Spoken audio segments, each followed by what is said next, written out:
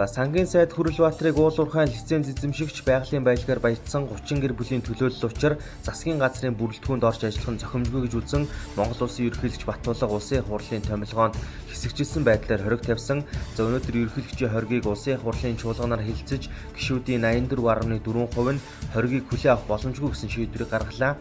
Ингэснээр Хүрлбаатар сангийн сайдын ажлаа үргэлжлүүлэн хийхээр болж байна.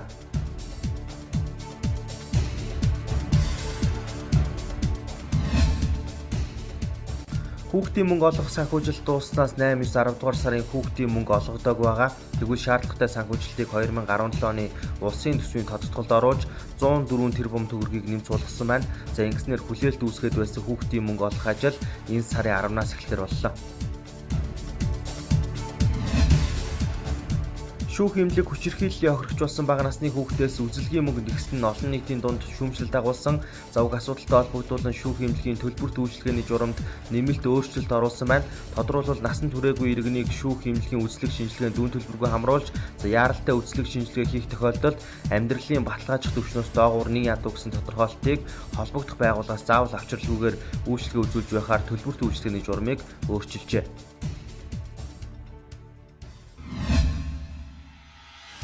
Боловсрол соёл шинжилгээ спортын яамнаас 2017-оос 2018 оны хичээлийн жилийн сурагчдын амралтын хуваарийг баталсан.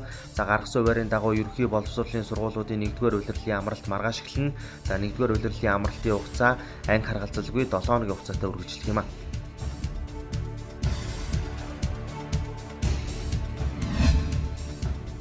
Тав хүртэлх насны хүүхдүүдэд дархлаа өсөлт хөгжилтийг дэмжих А.М.Д.М-ийн сараас эхлэн өрхийн эрүүл мэндийн төвүүдээр дамжуулан төлбөргүй өгч эхэллээ. А.М.Д.М нь амьсгалын замын өвчлөл, ханиад, томоо төвчнөөс сэргийлдэг. За жил бүрийн 5 болон 11-р сард А.М.Д.М-ийг 6 сартаагаас 5 хүртэлх насны хүүхдүүдэд үнэгүй болгох юм а.